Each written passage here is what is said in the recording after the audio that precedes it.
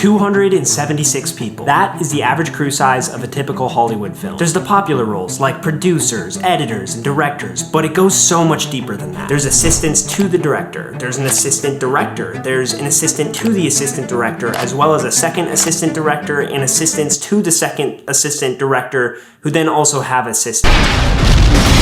So the obvious question is, can I make a movie alone? No. Clearly I cannot, but I will try to make a really short one. So, for the next few days, I'll be attempting to write, film, direct, act, edit, and export a finished film in complete solitude. Can it be done? Well, buckle up, because we're about to find out.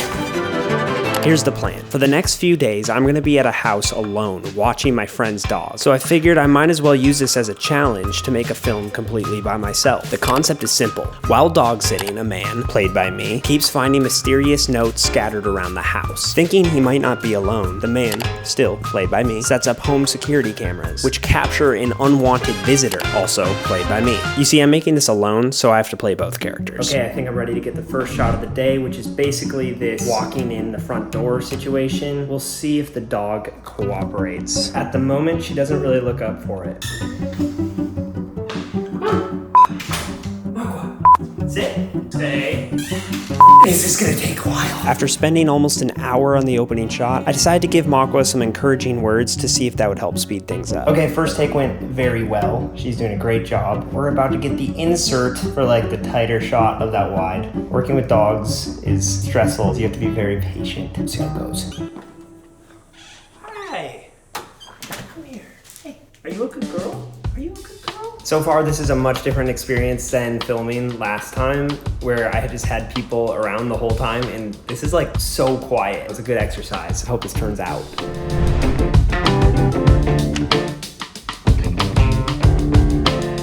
Wow, I think I just did a really good job. I think I crushed that scene, guys. What do you think? Actually looks pretty good. I'm actually pretty happy with that. This is what it looks like to be on a professional set. Mic, camera, light. This is sick. Hey, sorry to bother you already. The house is not on fire. I can't seem to find the dog food. Hey, sorry to bother you so soon. I did this take so many times. Every take is blurry. The light has gone down a lot. I don't know if I have time to reshoot it. This is what happens when you try to make stuff by yourself. You see that right there? That's the face of a man experiencing pain. But luckily I was able to set up a light and get the shot. And this time, it was in focus. I just can't seem to find the dog food anywhere. It's not in the fridge cabinet? No, I checked the cabinet. Checked all the cabinets, actually.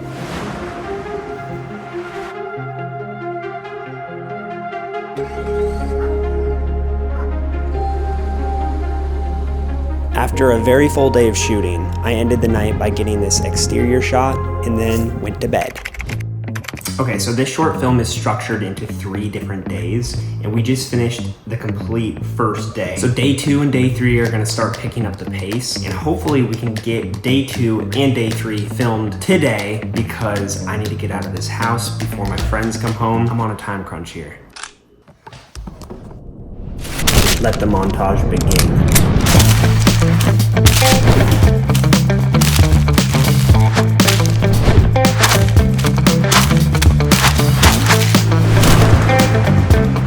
This is the aftermath of the note montage. That's a lot of notes.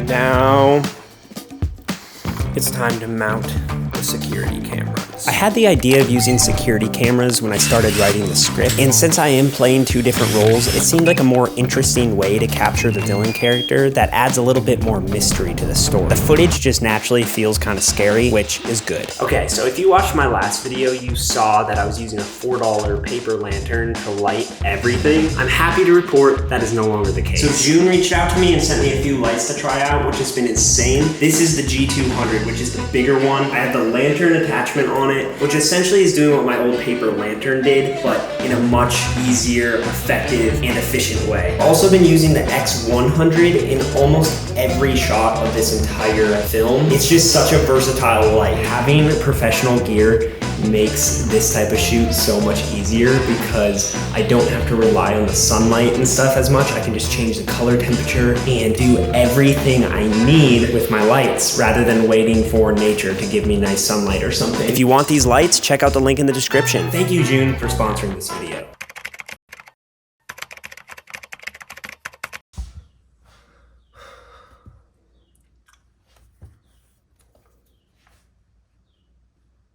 Okay, it is day 3 of filming. Today I've just been getting random shots that I hadn't had a chance to get yet. So I got the opening shot of the film, which is a clone, which is basically me on one side and then me on the other talking on the phone, and I think that turned out pretty well. Basically, the big thing I have left now is the talking scene between me and my other self, AKA the robber. In order to make myself look different enough, I think I'm gonna shave my beard, which means I need to go buy a razor because I don't own one of those. But before I shave, I have to film the dialogue scene with my bearded self. And once I have all my lines filmed, I'll shave, flip the camera, and record the opposite side of the conversation with my clean shaven self. And after making a ton of adjustments, I found the look I was going for. That setup took me 23 minutes. I can't keep going at this pace or I'm never gonna finish. We have audio levels, test.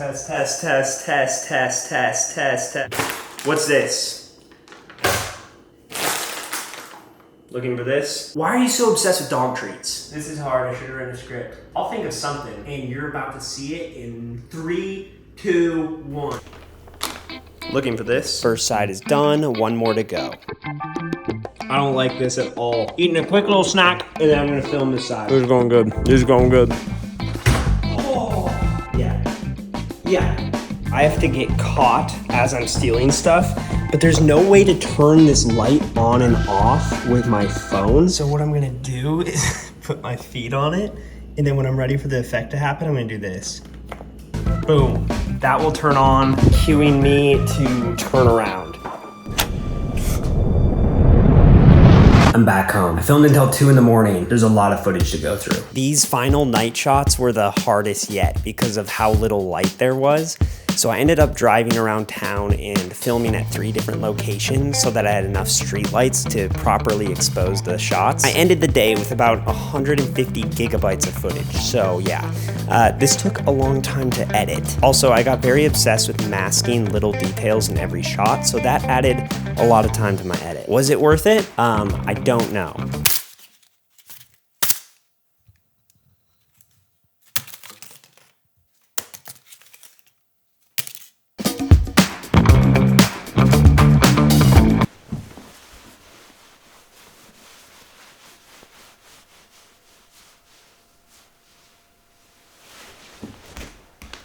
I'm simulating myself sleeping right now. Oh, here we go.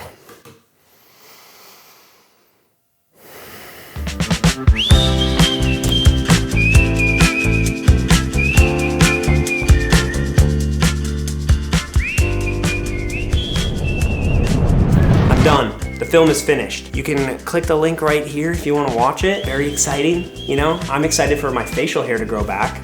I sacrificed so much for this one, you know?